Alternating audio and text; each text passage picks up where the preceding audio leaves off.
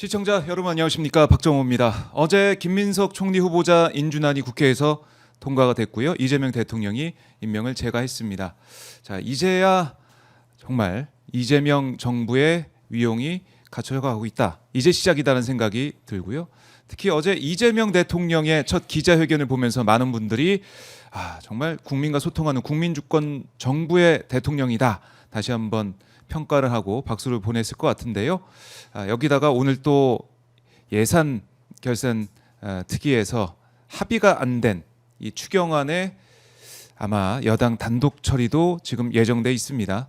자, 야당이 반대를 하든 야당이 발목 잡기를 하든 이재명 정부는 국민을 위해서 일을 하고 있습니다. 자, 오늘도 오마이TV 현장과 또 분석 여러분과 함께 하도록 하겠습니다. 금요일입니다. 여러분들이 응원하시는 분이죠. 신용환 교수 모셨습니다. 안녕하십니까? 네, 안녕하세요. 반갑습니다. 신용환입니다. 오랜만에 뵙습니다. 네.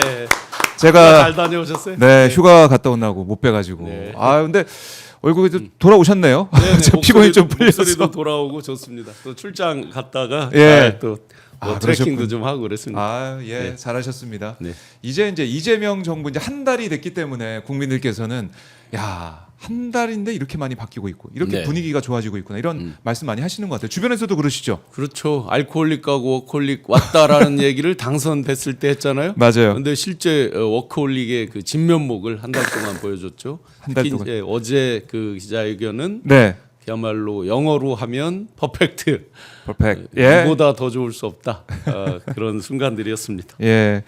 그러니까 하루가 30시간 있으면 좋겠다 이런 얘기까지 할 정도로. 누가 이렇게 옆에서 농담하는데 엔돌핀이 도르셔가지고 지치지를 않는다고 나머지 그 말씀도 하셨잖아요. 안보실장 코피 흘리고 누구는 저 매화 심다 코 파다가 코피 나고 그러는 거 아니야? 다들 그 얼굴이 누렇게 뜨고 막 예. 하는데 정말 그 열심히 일하는 모습들 대통령뿐만 아니라 참모들까지 혼연일체가 돼서 네. 비정상을 정상으로 돌리겠다라는 그 일념 정말 그 열정 의지가 보여서 너무 좋았습니다. 열정 의지가 보여서 너무 좋았다. 그러니까 어제 이제 기자회견을 보면서 많은 분들께서 윤석열 때랑 너무나 다르다. 네. 맨 처음에 장소가 일단은 달랐고 그렇죠. 청와대 영빈관이 이렇게 좋아 보이긴 또 처음이더라고요. 네. 이 장소가 달랐고 기자들 질문하는 그 과정도 좀 달랐고 네. 어떻게 보셨습니까? 약속 대련 우리 맨날 보던 거 있잖아요. 자기 순서 뻔히 아는데도 막 손을 손 들어 들고. 막 미리 막 뻔히 자기들 약속해놓고. 그 대변인이 사진 보면서 네. 어느 매체 기자지 보면서 또 질문하는 거 맞아요. 아닙니까? 그랬죠 기존에. 그리고 어제는 147명의 네. 화상까지 합하면 110명이 넘는 기자들이 함께했는데 기자들 좌석 배치도 자기들끼리 사다리 타고 예전에 대통령하고 그랬는데. 한 2m 이내 거리 네. 이 정도로 하고 명함에다가 사전에 자기들 질문을 써서 넣었으니까 어느 분야에 어떤 내용 질문이 나올지 전혀 알 수가 없는 알 수 거죠. 없죠. 무작위 추첨으로 무작위 추첨. 뽑는 거니까. 그러니까 명함을 저희 식당 가면은 네. 그 명함 넣는 통이 있잖아요. 맞아요. 직장인들이 명함 넣고. 저 한 번도 된 적이 없는데. 여러 개를 넣으셨어야지. 어제도 대통령이 말씀하잖아요. 예. 여러 개 넣은 사람도 있다고 들었다. 그만큼 질문기를 얻고 싶어서 기자들이. 예. 형식과 많이 노력을 내용이 했어요. 완전히 그 파괴된 파격적인 거였는데 거기서 네. 특징적인 거 하나가 저도 이제 타운홀 미팅을 많이 해봤지만 타운홀 미팅이라는 게 타운홀이라는 게 정말 자신감 없으면 할 수가 없어요 본인이. 이게 다 오픈돼 있는 거잖아요. 일종의 이제 스탠딩이나 마찬가지인 거죠. 그렇네요. 백지 위에 이제 스탠딩인데 무슨 뭐 대통령이 전지전능한 신은 아니잖아요. 네. 그런데도 불구하고 자신 있게 어떤 분야든지 질문이 뭐가 나올지 모르는 거니까. 그래요. 그런데 단순히 그냥 추상적으로 뭐 잘하겠다, 열심히 하겠다 이런 답변이 아니라 네. 분야를 거의 세세하게 깨면서 설명할 건 설명하고 또 공감을 얻을 거는 공감을 얻는 정말 네. 파격이었다. 파격이었다. 그러니까 이 로봇 태권브이 네. 예를 들면서 뭐 영이든 철수든 누가 거기에 타느냐, 네, 그러니까 네. 조정을 하느냐, 네. 거기에 따라서 공직 사회가 다르다. 그래서 대통령께서 이제 평소에 잘 쓰던 말이 있어요. 그건 철학인 것 같아요. 예. 성남시장 경기지사를 거치면서 선용이라는 표현을 많이 하거든요. 요. 같은 조직이라도 또 같은 사람이라도 리더가 어떻게 그분들을 지휘하고 활용하느냐에 따라서 결과 퍼포먼스가 달라진다. 그래서 이제 그게 곧 인사로 이어지죠. 이 인사 문제 얘기로. 그러니까 지금 이제 지지자 일각 또 지금 이제 조국 혁신당이든지 네. 인사에 대해서 여러 가지 이제 이야기들을 하잖아요. 문제 제기를 하는데 어떠냐? 내가 어떻게 쓰기 나름이고 또 그 사람들이 또 어떻게 밑에 부하들을 하기 나름인 거 아니냐라는 얘기를 이제 포괄적으로 하면서 네. 아주 재밌는 하이라이트 얘기를 합니다. 바꿀 수 있다. 이거 굉장히 중요한 저 워닝입니다. 그럼요. 그거 쓱 지나가는 말이지만 네. 걱정하지 마라. 내가 다 알고 보고 진짜 정의 안 되겠으면 내가 그 다 별정직 정무직이잖아요. 기본적으로. 그러니까 인사권자가 바꾸면 된다. 내가 바꿀 수 있다. 예. 그리고 영의 처리, 해바라기 뭐 여러 이제 비유들을 했어요. 통합의 시대를 강조하면서 영일 땐 영이, 철수일 땐 철수 뭐 쭉 했잖아요. 네. 한 가지 빼먹으셨네.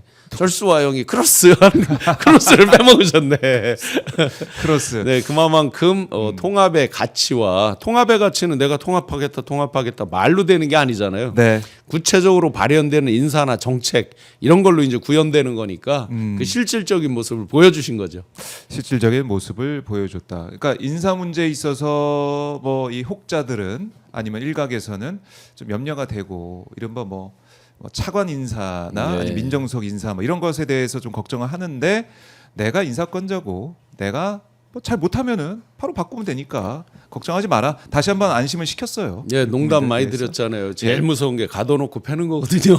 안 자르고 보세요. 예를 들어 좌천되거나 예. 뭐 연수원 이런 데 가거나 그러면 본인은 속으로 안도를 하고 협조는 안 해요. 예. 기존의 어떤 잘못된 것도 고백하지 않아요. 그런데 딱 그 자리에 임명을 하고 썼을 때는 어떻게 돼요? 자기가 기존에 잘못한 게 있으면 네. 저 솔직히요 지난번에 이러이러 했었는데요 앞으로 어떻게 하겠습니다 하는 게 막 튀어나온다니까요. 그러면 대검에서 다 봤잖아요. 그렇죠. 검찰총장 하는 거 이런 내용들 다 봤잖아요. 네. 차관의 입과 차관의 지휘를 통해서 놀라운 일들이 나올 수도 있다. 그렇기 때문에 너무 염려만 하지 마셔라. 다 생각이 있고 그 선용에 대한 것들을 수도 없이 경험을 하신 분이기 때문에 어느 정도 성과가 나오는지 안 나오는지 믿고 봐도 상관이 없다. 네. 다만 기존에 이제 또 특정 행위나 특정 수사 이런 것들에 대해서 사과나 의견 표명 같은 건 본인 입으로 해야 되겠죠. 왜 우리가 송미령 장관 유임했을 때 마찬가지죠. 네. 농망법 등등으로 기존에 이제 본인이 어떤 입장을 전혀 반대되고 하면서 농민들의 마음을 아프게 한 게 있다. 그러면 그 부분에 대해서는 좀 어느 정도 본인이 네. 의사 표명을 직접 하고 하면서 양해를 구하고 가는 거죠. 마찬가지라고 생각합니다. 특정 건에 있어서 어떤 잘못된 게 있었다면 그런 부분은 사과할 게 있다면 하고 대신에 전체적인 일 특히 이제 검찰 개혁에 아주 격변기를 앞두고 있는 거잖아요. 그 부분에 대해서는 본인이 어떤 의지를 갖고 가겠다. 네. 이런 것들을 표명을 하면 되는 거죠. 알겠습니다. 오늘 정진우 서울중앙지검장이 첫 출근길에 검찰에 주어진 소임 바르게 수행하겠다. 국민으로부터 신뢰받는 검찰이 되도록 노력하겠다라고 얘기는 했습니다. 인사를 제가 무조건 실드 치는 게 아니라 네. 그 예를 하나 들어보겠습니다. 이건 현실이기 때문에 제가 말씀드리는 겁니다. 저도 정부에 참여해봤던 놈으로서 자, 이 경찰 인사로 한번 비유를 해볼게요. 치안 총감 그러니까 네. 경찰청장은 치안 정감 중에서 보한다라고 되어 있어요 법에. 그러면 치안 정감이 7분입니다 우리나라에. 네. 한 분 더 늘어 8분인가? 7분일 거예요. 국소본부장까지. 그러면 치안 정감까지 기존에 윤석열, 김건희, 윤 묻었다, 김 묻었다 농담하듯이 네. 상당 부분 그 묻어 있는 거죠. 내란에 관련이 있거나 직간접으로 이런 식으로 되기 때문에 이렇게 얘기를 해요. 누구를 치안정감에서 보호하려도 할 사람이 없다. 그러면 치안감이란 말이에요. 왕무궁화 2개. 그를 임시라도 올려서 한 단계를 거치게 하고 그다음에 하는 수밖에 없잖아요. 법에 그렇게 되어 있으니까 마찬가지로 우리나라 검사장이 지금 아마 48, 9분 정도 될 거예요. 꽤 많습니다. 생각보다. 대검에만 직할에서 검찰총장 밑에만 7분인가 있을 거예요. 그들의 상당수가 이런 지금 기존의 흑역사 검찰에서 심지어 이제 김성태 지금 배상윤 이런 거 나오는 거 보면 네. 단순히 덮는다가 아니라 조작을 했다는 의심이 굉장히 짙잖아요. 그렇네요. 여러 가지 그 내란과 관련된 일이라든지 왜 이렇게 수사를 미진하게 했겠어요? 왜 그렇게 즉시 포기를 하면서 풀어줬겠어요? 네. 그러다 보니 쓸 사람이 없는 거예요. 당장 인사권자가 봤을 때 좌천돼서 예를 네. 들어 팔굽혀펴기라도 열심히 하고 있는 사람 그런데 그 사람을 했을 때 능력치가 안 된다 만에 하나 예를 들어서 그렇다 그러면 그것도 또 문제가 있는 거잖아요. 그러면 개혁에 대한 어떤 기치는 좀 가지고 있고 네. 기존 스토리도 알고 방법론도 아는데 일부 어떻게 돼 있다. 그러면 일단 이 사람을 쓰면서 내가 예의주시하고 지금 온 국민이 이제 그 차관 같은 경우 예의주시하게 됐잖아요. 그러니까 오히려 어떻게 보면 그런 효과도 있어요. 국민들이 검찰 개혁에서 정말 잘하는지 계속 지켜보게 돼요. 그렇죠. 그런 효과. 이분은 이제 다르게 어떻게 할 수가 없어요. 모든 사람이 다 지금 쳐다봤고 그래서 인싸 제가 인싸. 예 그래서 가둬놓고 팬다라고 제가 비유를 한 겁니다. 아 그런데 그 말이 딱 맞네. 그거에 굉장히 그걸 잘하시는 분이 지금 저 이재명 예. 대통령이죠. 그러게 말입니다. 오늘 이문정 서울 동부지검장도 첫 출근했는데 검찰이 수술대 위에 놓여 있다. 변화 없으면 해체에 가까운 개혁을 한다라고 얘기를 했고 어제도 이제 이재명 대통령이 언급을 했어요. 자업자득이다 검찰에. 네, 자업자득의 마지막 예.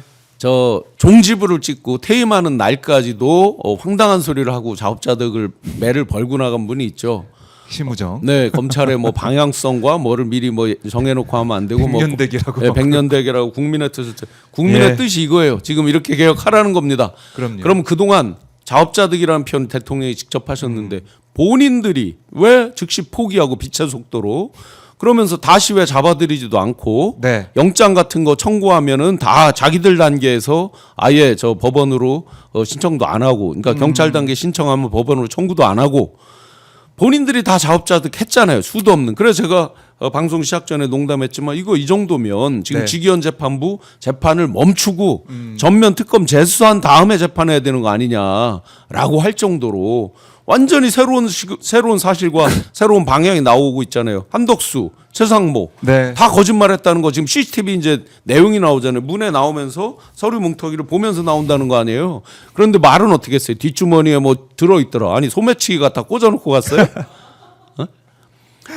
아 그리고 이상민 전 장관도 CCTV 보니까 예. 우리가 알기로는 이상민 장관 시절이 그렇게 좋았어 막 그런 얘기가 나올 정도로 예. 탑자에 놓여 있는 걸 뭐 얼핏 봤다 이렇게 얘기를 했었는데 네. CCTV는 또 다른 내용을 얘기하고 그렇죠. 있어요. 그 국회에서 이런 발언을 인권을 했죠. 가지고 멀리 있는 문서를 봤더니 소방 예, 뭐 뭐. 단전 단수가 보였다. 아유 몽골 사람들 시력 뭐 이런 600만 달러의 사나이 뭐 그런 얘기도 있었는데 그걸 우리가 CCTV를 통해서 또 진실이 뭔지 지금 보고 있기 때문에 네. 진짜 지금 진행되는 재판이 제대로 되겠느냐 네. 되는 게 이렇게 하는 게 맞겠느냐 아니, 주변 재판을 판사가 했다 지금 하고 쳐봐요. 있는 것 자체도 그렇고 재판을 했는데 어떤 처음엔 우리가 이랬잖아요. 네. 왜 빨리 안 해서 6개월 이내에 재판 안 끝냈냐 이 말도 했잖아요.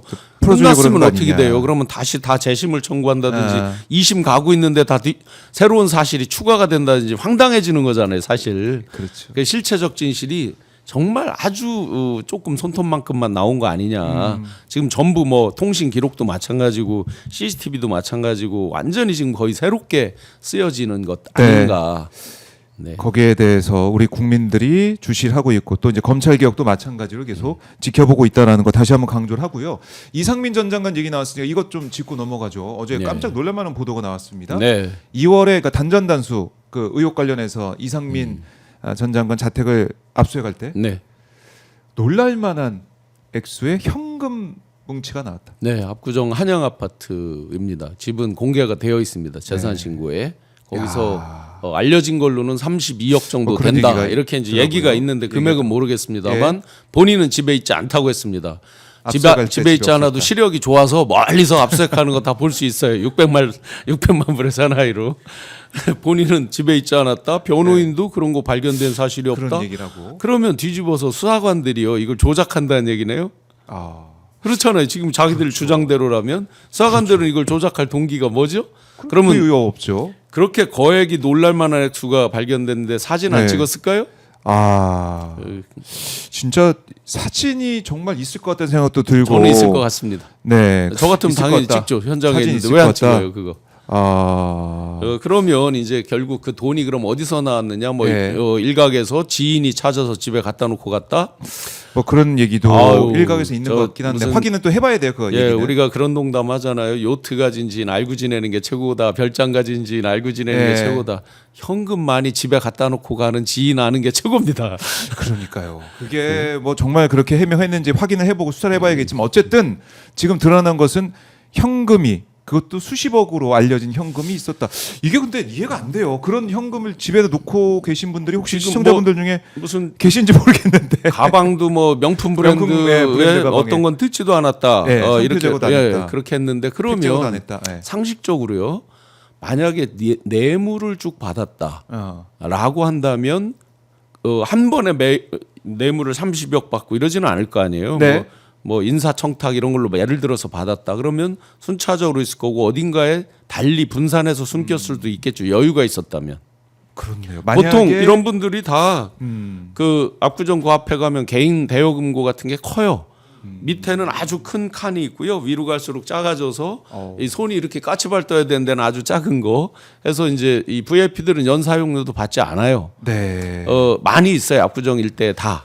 은행마다 있습니다. 그러면 32억이라고 해봐야 네. 5만 원 따발로 하면 분량이 그렇게 생각보다 크지 않습니다. 음. 그 소위 우리가 말하는 바카스 박스, 비타오백 박스 이거가 이제 옛날 같으면은 뭐 네. 얼마 들어가지 않지만 지금은 꼭꼭 채워놓으면 그 박스 하나로만 해도 1억을 딱딱 넣을 수 있는 정도가 된단 말이죠. 그래서 그렇게 보면 32억 해봐야 뭐 분량으로 보면 얼마 되지도 않는 거죠. 옛날처럼 1억이 사과박스다 이런 게 아니잖아요. 사이즈가. 네, 그렇죠. 그래서 만약에 여유가 있었으면 자기 개인 금고에 갖다 놨다든지 네. 또는 뭐 주변에 지인 집에 갖다 놨다든지 여러 다른 방법을 강구를 했겠죠. 그런데 그게 집에 그대로 백에 있었다. 백에 있었다. 뭔가 긴박했다라고 추정이 되는 거잖아요.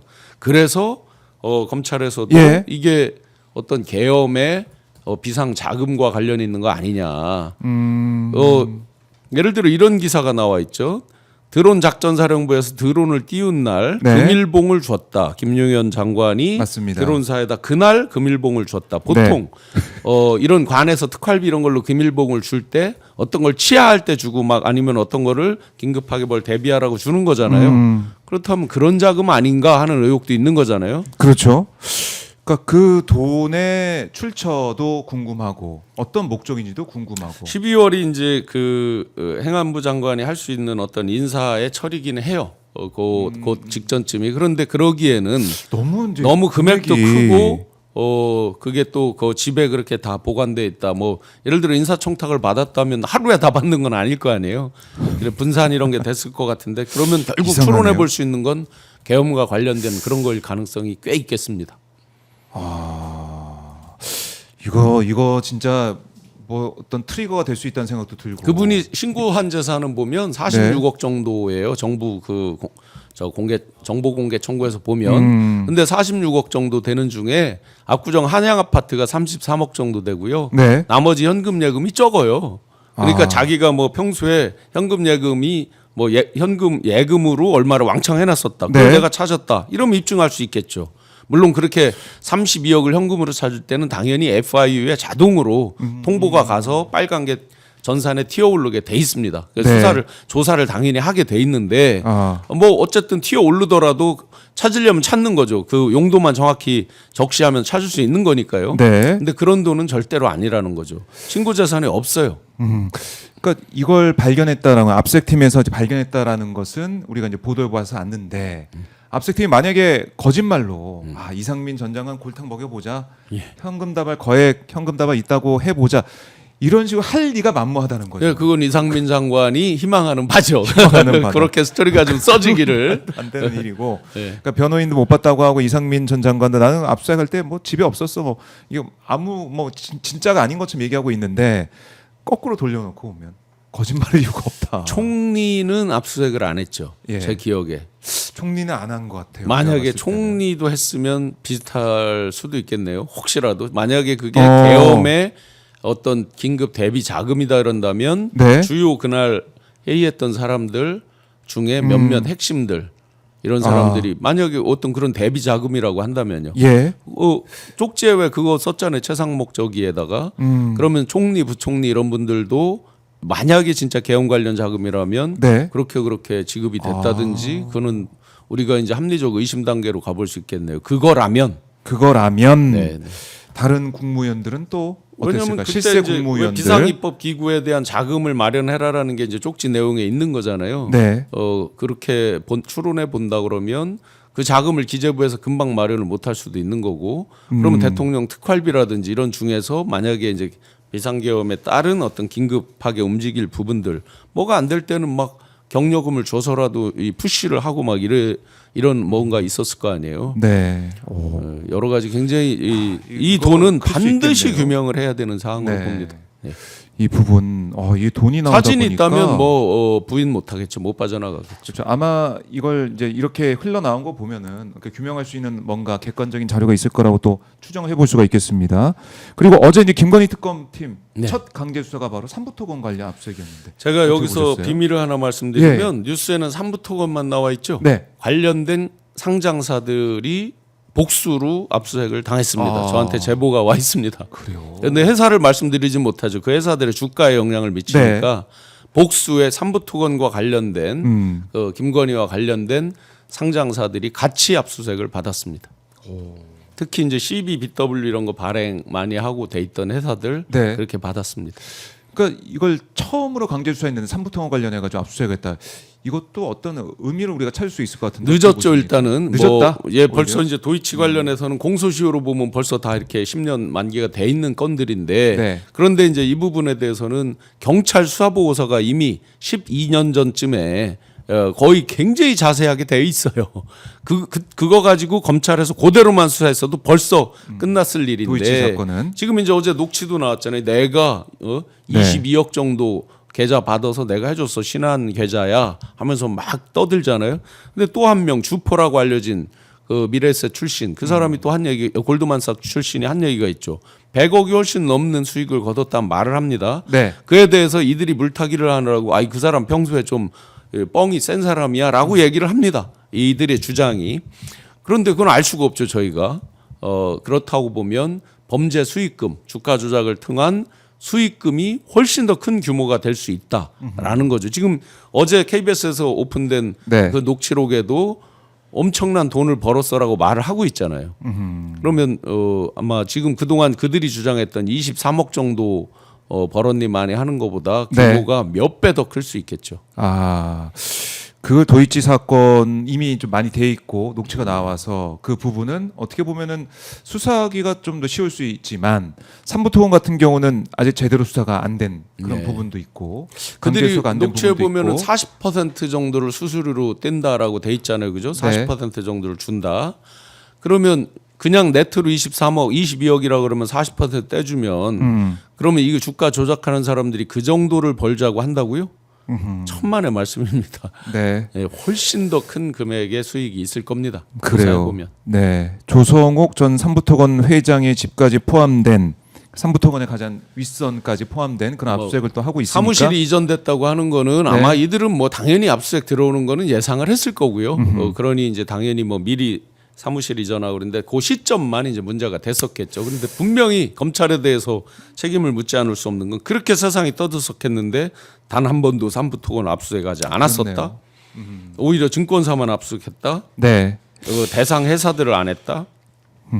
그거는 검찰의 어떤 직무유기라고 봐야 되겠죠. 네. 그러니까 이게 이제 연결고리가 우리가 볼 수 있는 게 이종호 전 대표가 그러니까 삼부 체크 그 메시지를 이 멋쟁이 해병 대화방에 네, 올린 다음에 거기에 대해서 우리가 삼부 골프장 3부냐 아니냐 그 얘기까지 우리 했었는데 지금 누가 보더라도 우크라이나 재건 사업에 삼부토건이 참여하면서 그 전후에서 주가 급등했던 거. 제일 코미디는 임성근 씨가 3부는 없습니다. 군 골프장에 3부는 없습니다. 뭐 진실을 등등등. 얘기해줬던 맞아요. 국회에서 그 얘기도 있었는데 결국 이 삼부토건 이 부분 지금 삼부토건이 지금 땡땡이 아버지가 회장이거든. 내가 좀 도와주고 있거든. 땡땡이를 그러니까 이종우 씨가 조 전 회장 일가를 언급하는 통화 녹취도 나오기도 했었고. 네, 네. 그러다 보니까 결국 김건희와 연계된 게 아니냐. 그러니까 이 윤건희 정권과 연결된 게 아니냐 이런 의혹이 커져 있는데. 그 스토리 자체가 인맥으로 얽힌 이 스토리 자체가 엄청나게 오래됐고 뭐 누구랑 동거를 했네 말했네 하는 이런 예. 관련 인사들 주변 인사들과의 스토리도 다 13, 14년, 4, 5년씩 됐잖아요. 네. 그러면서 얽힌 인맥 지도를 보면 패밀리랑 얽혀 있다라는 의심은 뭐 당연히 강하게 드는 것이고 네. 그 뒤에 이제 나온 그 조성옥 회장의 수첩이라든지 그건 옛날에 압수수색 해놨던 거예요. 옛날에 십몇 년 전에 그 수첩 내용이라든지 또 그 뒤에 이제 뭐 최은순 씨의 어떤 발언 행적, 김건희 발언 행적 이런 것들을 보면 네. 뭐 이거는 비껴가기 어려울 거라고 봅니다. 비껴나가기 어려울 거다. 삼부토건 관련해서 뭔가 또 새로운 사실이 쏟아져 나올 수 있다. 당연히 나오겠죠. 특히나 여기서 이제 저희가 지켜보겠습니다. 분노하는 지점 이렇습니다. 네. 이들이 공과 사 구별 못하는 걸 제가 수도 없이 오마이에서도 말씀드렸어요. 윤석열 마찬가지로 뭐 공석 회의 자리에서도 형 동생 뭐 연마 전마 막 뒤섞여 있잖아요. 마인드셋 자체가 네. 공사가 구별이 잘 안 된다. 김건희 마찬가지죠.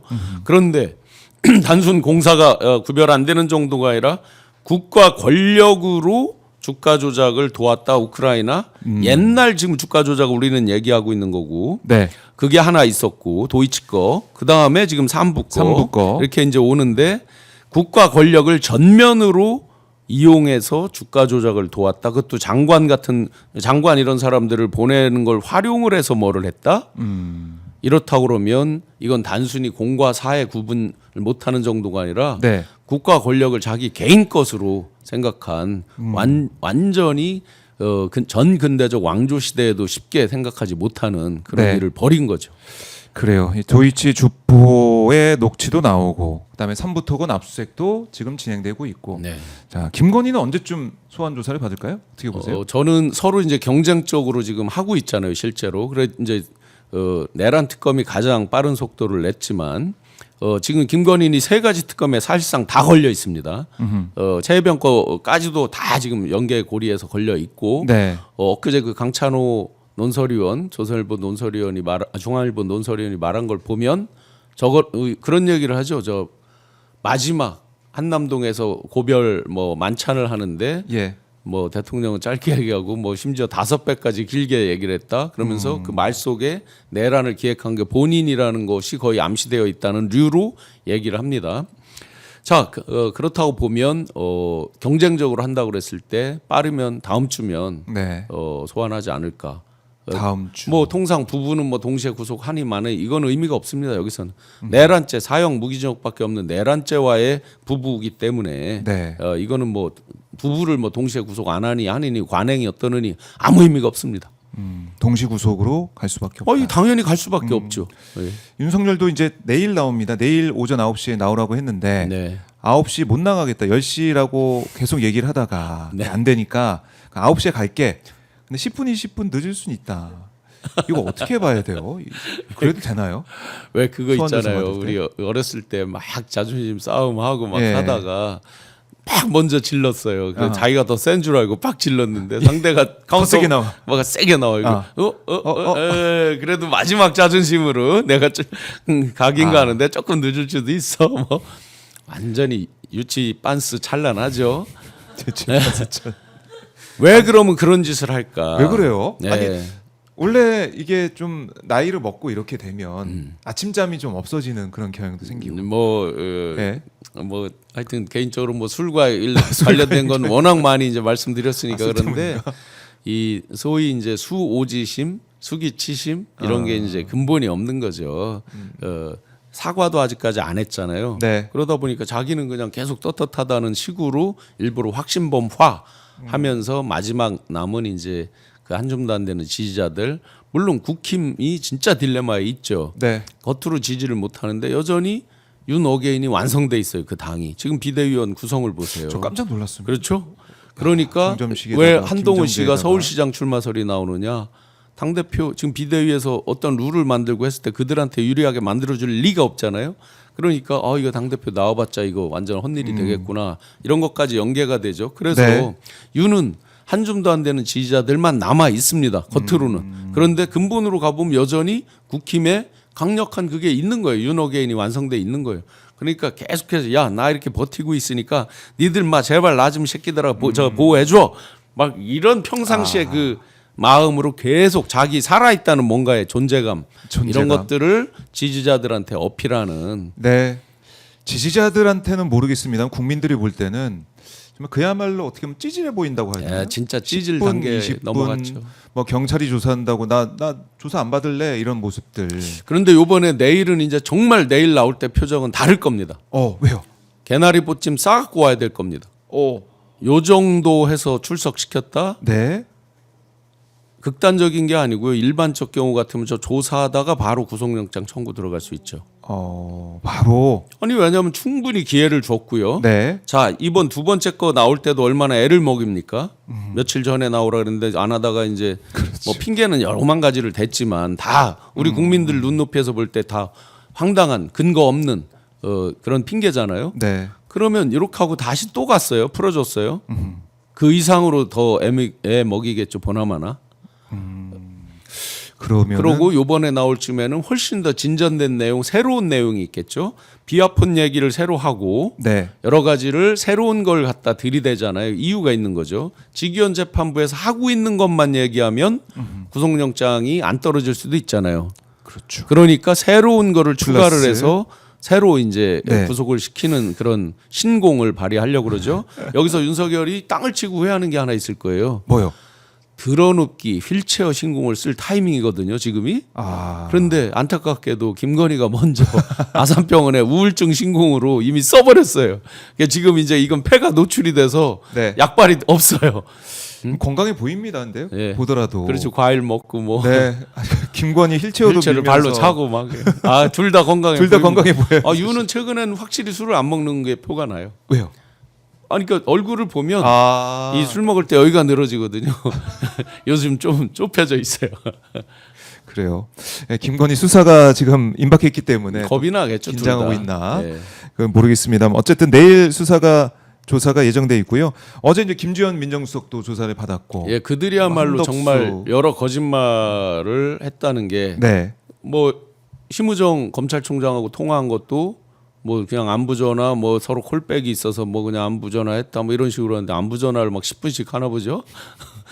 안부 전화하면은 한 30초에 다 끊지 않나요? 저랑요. 예. 10분 한번 통화하고요. 네. 이렇게 녹취록 있잖아요. 아하. 그걸로 한번 이걸로 페이퍼로 풀면요 몇 장 나오는지 한번 보세요. 생각보다요 무지하게 많이 나옵니다. 무지하게 많이 나오죠.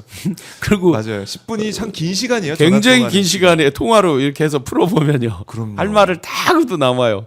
그러니까 어떤 얘기를 했을까? 네. 그 당시에 있었던 일을 돌이켜 보면은 정말 수사 시점 보면 관련된- 어느 정도 우리가 네. 다 추론해서 뉴스에 이미 나와 있는 거고 내용도 보나마나 뻔한 거고 그러면 비아폰을 검찰총장이 왜 받아요? 우선 그 자체가 잘못된 거죠. 그러니까요. 견제 감시 균형이 아니라 견제 감시 네. 체포 구속을 해야 되는 사람들이 그쪽에서 주는 비아폰을 받았다. 그럼 네. 본인이 그 처벌 받아야죠. 그 자체로. 그런데 그걸로 장시간 특정 이벤트가 있을 때마다 통화를 했다. 그러면 이제 통화 기록 나온 거는 그 전에 이제 도이치 거 조사받는 것만 지금 오픈이 됐지만 그럼 이 내란의 밤에는 통화가 없었을까? 대검 차장이 김용현 씨를 김용현. 찾았죠. 비아폰 번호를 원래는 알고 있었죠. 근데 김용현 씨가 그날 반납을 했어요. 자기가 원래 국방장관으로 쓰던 비아폰 번호는 반납을 했어요. 경호처 걸 새로 받았어요. 그건 남들이 몰랐겠죠. 급하게. 그래서 찾은 거죠. 이런 일련의 과정들을 세세하게 들여다보면 이들은 정말 많은 거짓말을 하고 있다. 네. 예. 오늘 교수님하고 저 10분 한번 통화해 볼까요? 얼마나 긴 시간인지 이따가 제가요. 오후에 전화 한번 드릴게요. 이 충청도 사람들은요. 10분이면요. 훨씬 더 많은 말을 할 수 있어요. 아 그래요? 왜냐면 이게 축약한 말들을 많이 하거든요. 축약. 대슈. 이거 하나로 모든 게 다 대화가 되기 때문에 10분이면 무지하게 많은 긴 통화입니다. 그래요. 하면서 다 녹아 있으니까 예. 그 말에 알겠습니다. 긴 시간 통화도 한번 해보도록 하겠고요. 자 어제 김민석 총리 후보자 네. 인준이 됐습니다. 근데 분위기가 정말 좋더라고요. 어제 보면서 저희도 이제 생중계를 통해서 보여드렸지만은 국민의힘 의원들이 안 들어왔습니다. 네. 인준할 때는. 뭐 나경원 의원 글램핑 농담 글램핑. 했듯이 명분이 없는 거죠. 자기들이 그렇게 이제 황당한 걸로 뒷다리 잡고 발목 잡고 네. 오픈해라 뭐 자료를 오픈해라 언제 안 했어요? 주진 의원이나 오픈하라 그러세요. 그러니까 주진우 청문회가 된 그 청문회를 거쳐가지고 김민석 후보자가 인준이 됐는데 어제 뭐 저희가 보니까 민주당 의원들 같이 또 사진도 찍고 네, 네. 인사도 하고 축하도 해주는 모습 네. 그리고 김민석 후보자가 딱 투표한 다음에 우원식 의장과 또 악수하는 모습 네. 이런 것들 보면서 정말 투표할 때 일 재미난 열심히 게 있었죠. 하겠다. 예. 투표할 때 재미난 장면 그 명패를 예.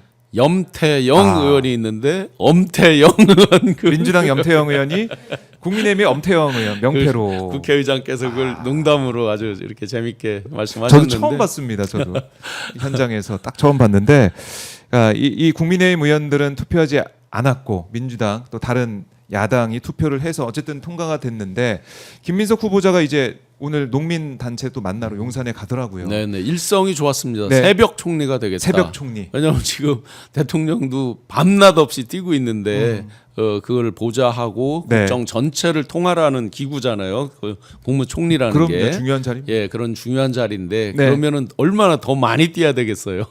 그러니까 그렇죠. 당연히 새벽 총리가 될 수밖에 없고 위로는 이제 대통령의 지시를 잘 그 받들고 수행하고 네. 아래로는 또 국민의 뜻을 또 잘 받드는 걸 하려니까 아. 당연히 새벽 총리가 될 수밖에 없을 겁니다. 새벽 총리. 그래요. 코피 많이 흘리실 가능성이 있겠네요. 지금 안보실장님이셔서 큰일 났네. 김민석 후보자, 김민석 총리도 좀 말랐는데 요즘에 또 많이 네, 더 마를 것 같다는 생각도 들고 자 이렇게 많은 의원들의 축하를 받으면서 어제 총리 인준이 됐습니다.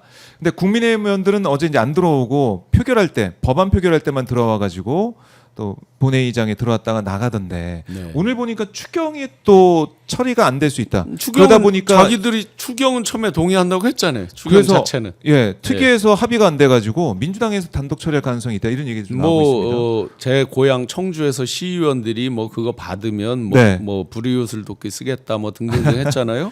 민생 참 회복지원금. 부끄럽습니다. 자기들 세비로 갖다가 민생 회복할 수 있도록 옆에 어려운 사람들 도우라고 도와보라고 제가 가서 얘기를 좀 해야 되겠습니다.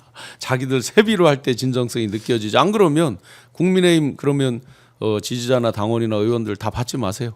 아 우리 지역은 안 받겠습니다. 예, 이렇게 뭐 그들이 선언하든지. 그렇게 국가 재정 상태를 걱정했잖아요. 제가 단적으로 말씀드릴게요. 맨날 스몰 가버먼트라고 하고 긴축 재정해야 된다고 했는데 네. 윤석열 정권 3년 동안에 국가 부채는 왜 이렇게 늘어났습니까?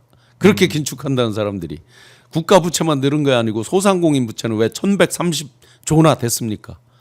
온 국민의 부채는 왜 이렇게 늘어났습니까? 네. 그 방법으로 안 된다는 게 드러난 거죠. 자기들이 어떤 일을 했는지 그 3년 동안 정말 무도한 일에 대해서는 1도 반성이나 성찰하는 말이 없고 여당에서 새롭게 대한민국을 정상화시키려고 하면 건건이 발목 잡고 대통령께서 이 말을 했죠.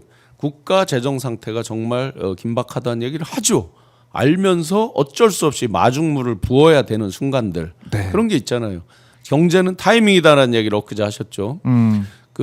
이 타이밍을 놓쳤을 때 수도 없이 쓰러지고 자빠져 있는 걸 일으키려면 얼마나 힘들어요. 쓰러지고 자빠지기 전에 마중물을 벗어 훨씬 더 심호흡을 할 수 있게 만들어주고 다시 뛸 용기를 내게 만들어주고 하는 거. 네. 그 타이밍이 중요하다는 얘기인데 사사건건 뒷발목 잡고 목덜미 잡고 지금 이러고 있는 거죠. 그리고 이번에 예결 특위 과정에서 보면 조배수 국민의힘 의원이 민생지원금 왜 쿠폰만 고집하냐 네. 이렇게 얘기했다가 지금 짤이 엄청 돌아다니고 짤이 돌아다니고 있습니다. 체크카드 있고 뭐 다른 게 있는데 왜 쿠폰만 주냐 이렇게 얘기했다가 여러 가지 비판을 계속 받았는데. 이제 그들은 그 무슨 저 특정 기업 이런 것들을 이제 안 좋게 저기를 하기 위해서 그런 거잖아요. 네. 그에 대한 안전 장치를 다 마련돼 있잖아요. 거기서 가장 문제가 됐던 게 낙전 수입이거든요. 쿠폰 받고 안 썼을 때 이제 귀속되는 뭐 이런 거였는데 이미 이번에 법안에 보면 그런 게 다 있어요. 세부 내용에 4개월 동안 안 쓰면 국고로 다시 다 회수하게 되어 있는 거고 네. 등등등 조치가 다 있습니다. 쿠폰을 여러 가지 방편으로 고집하면서 하는 거는 지역 내에서 소비를 해라. 그래서 지역 경제에 활성화할 수 있도록 써라. 이 측면에서 지역의 소비 진작 그게 다시 또 생산 활동으로 이어질 수 있게 하기 위해서 그런 거죠. 네. 경제의 기본 어떤 로직을 모르는 분이 하신 말씀이죠. 그러니까 어떻게 보면 정말 사실 국민의힘이 지금 보여주는 모습은 어떤 실력을 보여주거나 아니면 정말 대안을 제시하거나 이러면서 대한민국이 잘 되는 방향으로 가는 게 아니라 어떻게 보면 뭔가 김민석 후보자 이게 잘못되면 배추 가져가서 뭐 국민청문회를 하는 모습도 보고 그러니까 국민들 전혀 이해할 수 없는 그런 목소리를 계속 내고 있다. 네. 뭐 글램핑, 아마 글램핑 농성도 마찬가지고. 맞아요. 그들이 대안을 낼 정도가 됐으면 네. 3년 동안 이렇게 망가졌겠습니까? 대안을 낼 어떤 그런 마인드셋이 있었다면 내란을 이렇게 동조하고 방조하고 했겠습니까? 그러게요. 뭐 안철수 의원이 혁신위원장으로 와서 메스를 들고 혁신을 하겠다 이런 얘기도 좀 하고 있던데. 혁신을 12년 동안 하는 분이 있습니까? 12년, 13년. 그분이 처음 등장한 게 2012년이죠. 그때 새정치를 내세우면서. 예, 그때도 새정치 혁신을 얘기했죠. 네. 12년, 13년을 혁신하는 저기가 있어요? 혁신도 마라톤처럼 하나? 그러신가 보네. 마라톤 좋아하시던데. 네. 마라톤 혁신. 혁신이라는 거는 많은 사람들의 교감, 공감을 얻을 때 혁신이 완성되겠죠. 자기 혼자 주창으로 하는 게 아니고. 근데 지금까지 보여준 안철수 의원의 모습들, 특히 윤석열 정권 인수위원장을 맡은 이후, 단일화 이후에 보여준 모습에 어느 모습에서 혁신이 있었습니까? 그렇네요. 아, 그게 하나 혁신적이었네요. 어떤 거요? 우리 이재명 대통령을 지지하고 네. 우리 이재명 후보님을 지지하고 아주 혁신적이었습니다. 그때 선거 때 마음속에 잼며들고 있었던 건가요? 안철수 의원도 그런 좀 모습도 봤었죠. 아마 예. 이분도 이제 뭐 제가 감히 뭐 누구를 평가할 주제는 아니지만 네. 그 정도 했으면 이제 지족 원운지라 있잖아요. 유명한 그 우중문 한시에 있잖아요. 이제 보면. 그만. 예. 이제 그만. 예. 새 정치 이제 그만 하시고 이제 아마 제 느낌에 본인 스스로 갈 길을 잃었다고 생각이 돼요. 아이덴티티, 정치적 아이덴티티, 과연 무엇을 위해서, 누구를 위해서, 왜 네. 지금 이분이 정치를 하는가 상당히 저는 퀘스천입니다. 그러니까 국민의힘의 이제 모습을 보면은 아까도 송원석 원내대표 그 이후에 비대위 구성되는 모습을 보면은 전혀 뭐 황골탈퇴는 혁신하는 모습이 안 비대위의 보이니까. 면면을 한번 보세요. 윤호개인이 완성돼 있다니까요. 정점식 또 네. 뭐 김정재 뭐 이 등등 한남산성 예. 저 체포할 때 한남산성을 쌓았던 의원들이 대다수 아니에요? 그렇네요. 결국 윤석열 당으로 가고 있다. 그럼 결국 이렇게 되면 홍준표 전 대구시장이 계속 국민의힘을 비판하고 뭐 해산 얘기까지 하도 있던데 신당 창당 얘기도 있고요. 네, 아마 그분은 이제 정계 은퇴를 한다고 했지만 국민의힘 은퇴를 한 거죠. 그래서 계속 이제 호시탐탐 국민의힘 은퇴. 예, 자기에게 기회를 내놔라 하는 네. 이제 그런 메시지를 끊임없이 보내는데. 자 이제 명태균 씨도 뭐 비아냥대면서 방송 나와서 얘기하더라고요. JTBC 명태균 씨 했더라고요. 얘기하니까 하나 재미난 게 네. 있었는데 엊그제 이제 이광희 충북 도당위원장 이광희 의원하고 같이 기자회견을 했어요. 충북 도립대 총장 뭐 처음에 이제 1차 공모 탈락한 분을 다시 네. 인선해서 임명하고 하는 과정 등등 그들이 이제 호화 제주도 가서 5천만 원 쓰고 뭐 부산 가서 5천만 원 정도 네. 쓰고 막 하는 걸로 지금 해임이 됐습니다. 그에 대해서 이제 하는 기자회견이었는데 그에 대해서 이제 김영환 충북도지사가 자기는 잘 모른다는 식으로 언제 만났고 언제 이후는 내가 안 만났고 뭐 이렇게 이제 그 말을 흐렸어요. 예. 그런데 재밌게도 그 다음 날 명태균 씨가 요즘 유튜브에 나오더라고요. 새마을 TV인가 어디 나와서 누가 보내왔어요. 그 영상을. 예. 거기서 내가 김영환 지사 잘한다고 이해박는 직관가 뭐 거기 하고 뭐 그때부터 잘한다는 식으로 본인 입으로 본인이 막 얘기를 해요. 그래서 그렇네요.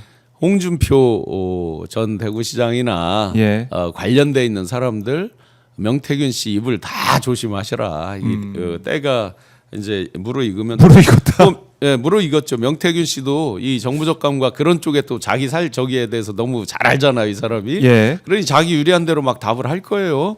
그리고 오세훈 시장 이제 조사 받았죠. 그때 이제 조사 종결이 안 된 걸로 알고 있습니다. 왜 안 됐냐면 대선에 영향을 미친다 그래서 네. 대선 뒤로 미루는 걸로 들었고 또 그걸 취재한 기자로부터 들은 얘기는 네. 생각보다 피의자가 우리가 알고 있는 것보다 더 있다. 피의자화된 사람들이 더 있다라고 들었습니다. 그러니까 명태균 씨가 이제 좌로 누울지 우로 누울지에 따라서 이분들의 운명도 그러니까 그렇겠네요. 한동훈 씨가 여기서 서울시장 출마설이 나오는 거죠. 오세훈 시장 여차하면 못 나올 수 있겠구나. 그것까지 보면서 계산했겠죠. 오세훈 시장이 참 어렵겠네요. 내년 그러니까 선거는. 그렇게 보면 참 멋한 표현이지만 오세훈 시장은 홍준표 대구시장보다 훨씬 양심적일 수 있어요. 참 표현이 역설적이고 그렇지만 포기하고 그냥 그래도 조사받고 어느 정도 이렇게 예. 되는데 홍 시장은 제가 알기로 대구 경찰청에서 대구지방경찰청에서 네. 강혜경 씨, 김태열 소장 이런 분들 한두 번 조사했다고 얼핏 들었거든요. 나머지 추가적인 조사, 홍 시장에 대한 조사 이런 건 이루어지지 않은 걸로 알고 있습니다. 물론 네. 이걸로 좀 안심을 했는지 모르죠. 이재명 대통령께서 후보 당시에 홍준표 대구시장에 대한 언급을 한 적이 있잖아요. 그렇죠. 예, 그런 부분으로 좀 안심을 했는지는 모르죠. 그러나 네. 이미 이제 그건 그때고 지금은 엄정한 법의 심판대 위에 서야 되는 타이밍인 거잖아요. 제가 김건희 씨 측에서 고발하고 한 거 조사받으러 갔을 때 앞에 보니까 어떤 시민단체가 이준석 전 후보, 전 대표를 고소 고발했나 봐요. 그래서 그게 막 시위처럼 있고 방송 취재를 하고 있더라고요. 그래서 그런 여러 가지 일련의 일들이 계속해서 일어나지 않겠냐. 시민단체가 됐든 네. 또는 뭐 직접 당사자들이 됐든 그런 것들이 코앞에 있는 사람이잖아요. 홍준표 시장이. 그 부분이나 잘 감당하셔라. 국가 원로로서 지혜나 이런 걸 얘기하는 건 좋습니다만 이게 지혜가 아니라 항상 비아냥 뭐 이런 거잖아요. 보면 네. 좋은 방향성, 후배들에게 귀감이 되는 방향성 제시 이런 게 전혀 아니잖아요. 더 이상 그런 어떤 약간의 도가 지나친 그런 꼴불견 같은 모습들 별로 보고 싶지 않다. 그래요. 이준석 의원 언급도 하셨는데 지금 오늘 이제 오전 상황 보니까요. 제명 청원 60만을 넘어섰네. 60만 네. 3천 명, 4천 명 정도 지금 가고 있습니다. 자, 뭐 국정위에도 제한이 뭐 올라왔다 이런 얘기도 있는데 이제 뭐 국회 윤리 회복 가능성이 있는 거예요 지금. 네, 이렇게 되면 본인이 5만 명 그러니까 넘었기 이제 때문에. 그런 머리가 좋아서 미리 이제 선수 쳐놨잖아요. YS를 언급하고 네. 노무현 대통령을 미리 언급하면서 신인규 변호사가 미리 예측했잖아요. 분명히 이렇게 언급할 거다 했는데 바로 그렇게 언급하면서 네. 마치 본인이 어떤 핍박받는 어떤 그런 정치인으로서 정치 탄압받는 그걸로 이제 코스프레를 미리 약을 쳐놨죠.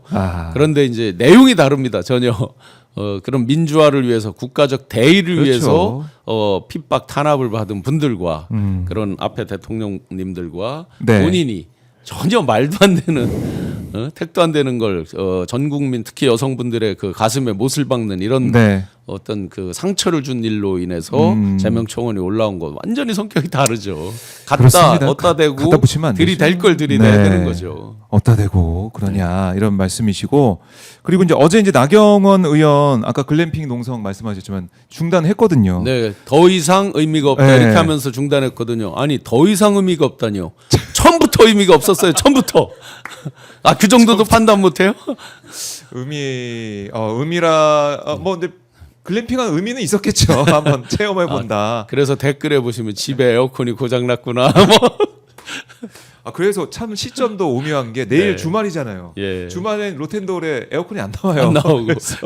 그래서 틀어드린다고 했잖아요. 틀어드린다고 했는데 그게 또 현스로 또 틀어야 되는 거고. 맞아요. 이 글램핑 농성은 또 이거 두고 지난번이니까 빠루 들고 있는 그 사진도 그렇지만 이 글램핑 사진 보면 진짜 이것도 두고두고 남을 것 정말 같아요. 뜬금없는 일을 많이 하잖아요. 그래서 진짜 나경원 의원께 묻고 싶습니다. 예. 그 정치인으로서 지향하는 그 가치 또 정치인으로서의 아이덴티티는 뭐냐. 정말로 국민의 한 사람으로서 묻고 싶어요. 도대체 왜 왜? 큰 웃음을 선사하려고 그 웃음을 선사하려 그러나. 그래요. 어제 이제 김민석 후보 인준될 때 지금 인준되고 뭐 들어와 있는 나경원 의원의 모습도 좀 보고 계신데요. 표정이 이렇게 밝지만은 않습니다. 예.